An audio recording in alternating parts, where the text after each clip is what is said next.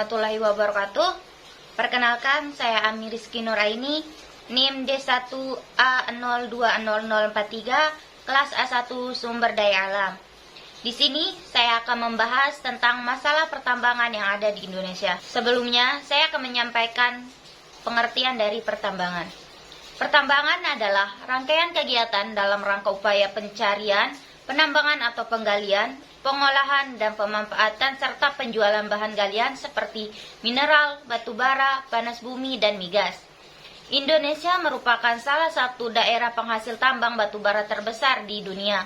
Kegiatan penambangan apabila dilakukan di kawasan hutan dapat merusak ekosistem hutan apabila tidak dikelola dengan baik.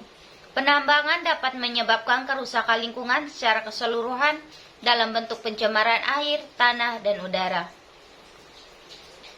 Adapun pencemaran lingkungan itu sendiri adalah suatu keadaan yang terjadi karena perubahan kondisi tata lingkungan atau tanah, udara, dan air yang tidak menguntungkan atau merusak dan merugikan kehidupan manusia, hewan, dan tumbuhannya, yang disebabkan oleh kehadiran benda-benda asing seperti sampah, limbah industri, minyak, logam berbahaya, dan sebagainya. Sebagai akibat perbuatan manusia, yang dimana mengakibatkan lingkungan tersebut tidak berfungsi seperti semula. Adapun dampak negatif atau permasalahan yang sering terjadi di lingkungan sekitar akibat dari pertambangan itu sendiri yaitu yang pertama, meningkatnya ancaman tanah longsor. Dari hasil observasi di lingkungan penambangan emas secara tradisional di lapangan, ditemukan bahwa aktivitas penambangan berpotensi meningkatkan ancaman tanah longsor. Hal ini dilihat dari teknik penambangan yang dimana penambangan menggali bukit tidak secara berjenjang, namun asal menggali saja dan dampak bukaan penggalian yang tidak teratur dan membentuk dinding yang lurus dan menggantung yang sangat rentan runtuh atau terjadinya longsor dan dapat mengancam keselamatan jiwa para penambangnya. Yang kedua yaitu hilangnya vegetasi penutupan tanah. Hal ini yaitu penambangan atau pendulang yang menggali tanah atau material tidak melakukan upaya reklamasi atau reboisasi di area penggalian tersebut, tapi membiarkan begitu saja areal penggalian dan pindah ke areal yang baru. Tampak di lapangan bahwa penambang membiarkan lokasi penggalian begitu saja dan terlihat gersang.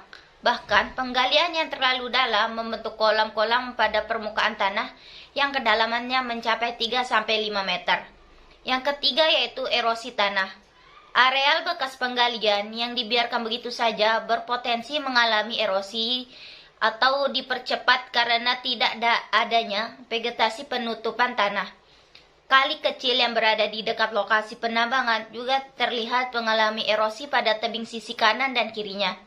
Selain itu, telah terjadi pelebaran pada dinding tebing sungai. Akibatnya, diperlebar dan diperdalam guna melakukan aktivitas pendulangan dengan memanfaatkan aliran kali untuk mencuci tanah hasil pertambangan tersebut. Yang keempat yaitu sedimentasi dan menurunnya kualitas air.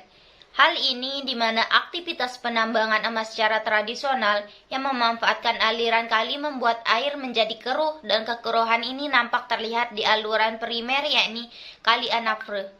Pembuangan tanah sisa hasil pendulangan turut meningkatkan jumlah transport sedimen. Adapun rekomendasi upaya pengelolaan lingkungan alternatif solusi yang dapat dilakukan yaitu yang pertama remediasi, yaitu kegiatan untuk membersihkan permukaan tanah yang tercemar.